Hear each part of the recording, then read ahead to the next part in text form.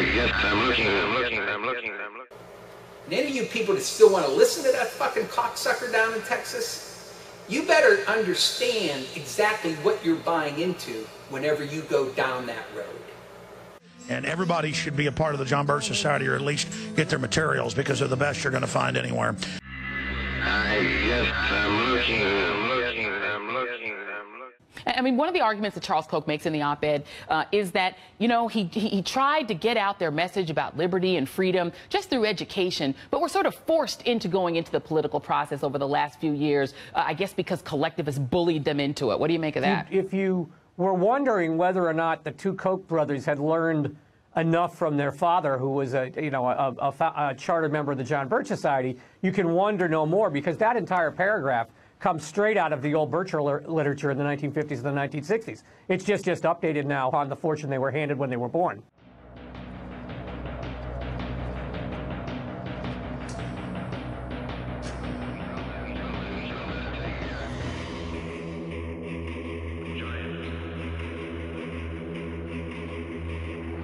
All this sounds really great what the Koch brothers are doing. People are very much unaware of the front groups, unaware of how their thoughts are being manipulated and how their actions are actually being manipulated.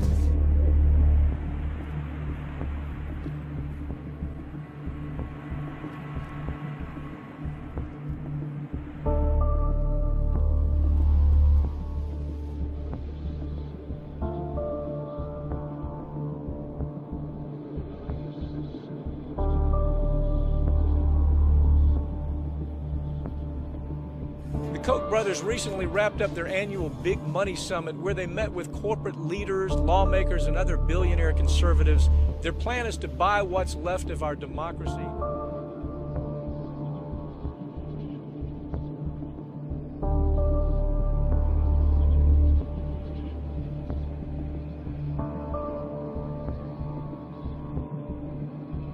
So it's not Koch brothers good guys, everybody else bad guys. It's just that I've been constantly accused of working for the Koch brothers with no evidence.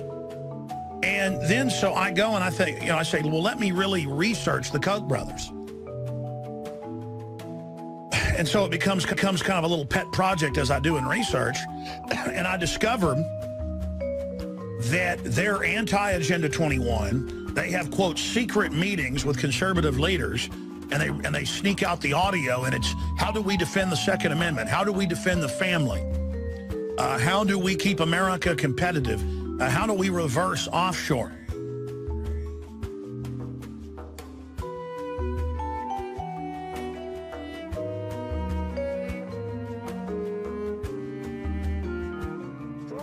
If I can finish what I'm saying, I noticed that your organization, Cato, wrote a really interesting report. I have it right here, where you say the key to our economy is to outsource jobs, outsource jobs, outsource jobs. Now, that might be what the Republicans believe. That might be what the U.S. Chamber of Commerce. Do you know Daniel Griswold? Yes, you do, because he wrote the report. Of course. Well, I have the report right here where you say the way to solve our economic problems is to send jobs to India and Saipan. So that's what you have to live with.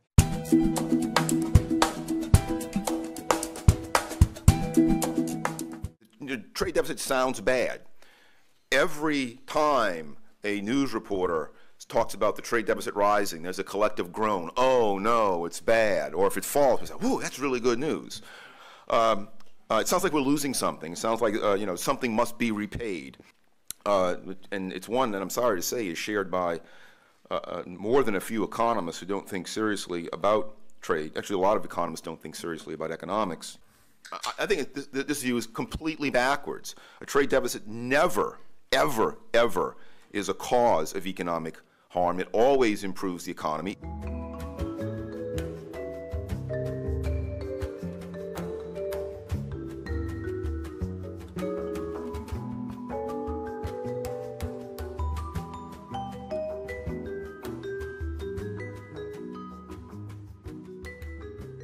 The Koch brothers have funded a lot of anti-union, anti-worker legislation, not just here in Wisconsin, but across the country. And so people in Wisconsin are here to say that, Walker needs to get over his coke addiction and to really respect workers' rights to organize.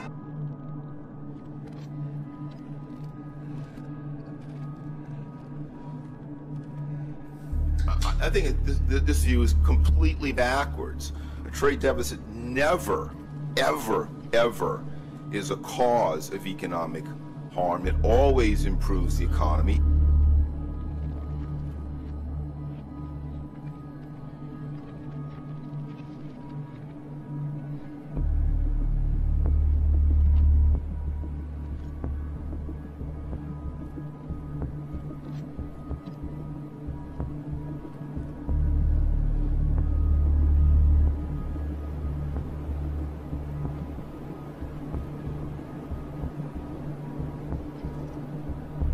How do we keep America competitive? They've got Bernie Sanders, the socialist. What the Koch brothers said in 1980, and I believe it is their view today, quote, "We support repeal of all laws which impede the ability of any person to find employment, such as minimum wage laws." Their debate is we should repeal the concept of the minimum wage. And what does that mean in real terms? It means that in high unemployment areas in this country, where workers are desperate for jobs, if an employer says, "I'm going to give you $3 an hour," and you say, "I can't live on $3," the employer says, "Well, I got 20 other people who are prepared to take that job." That's their goal. That's their goal. They do not believe the federal government should be involved in providing at least a minimum wage. You got the Koch brothers that funded Bill Clinton and the Republicans. But those are the classic boogeymen. It's not that I'm saying they're good. It's just that that's all you ever hear about. What about the Rockefellers? What about the Rothschilds that control trillions? What about the Rockefellers? What about the Rothschilds that control trillions? That is the perfect example of why Alex Jones is so dangerous.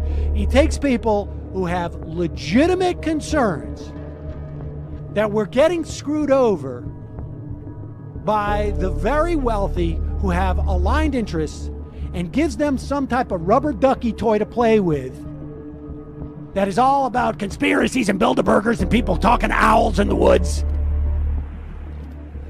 That's the real truth is over here. Play with your diddle. Let me play with my diddle thing over here. Pay no attention to the guys who are putting $1 billion into American politics.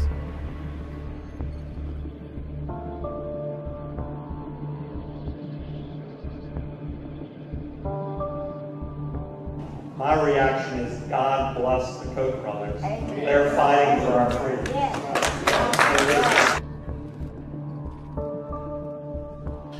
The Koch brothers, from what I've read of these meetings, put out a lot of really good information. You know, all this sounds really great what the Koch brothers are doing. They said that.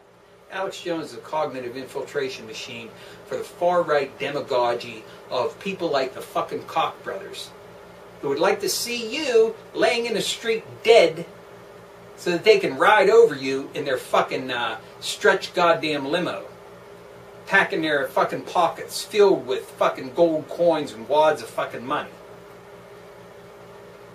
and take every fucking economic right that you have, destroy it, and somehow twist it all around so they get all the benefits from it. But that's okay by Alex Jones. Perfectly all right. Koch brothers are just doing what they can to try to preserve their itty-bitty wealth of tens of fucking billions of fucking dollars. I feel so sorry for them. Fuck you, Alex Jones. Fuck you, Koch brothers. And fuck everything that you're trying to do, because everything you're trying to do is destroying lives, destroying families, destroying people in every possible fucking way by taking away everything that they have. And I don't enjoy going after people that are attacking me. I'm forced to do it sometimes. I guess I'm looking.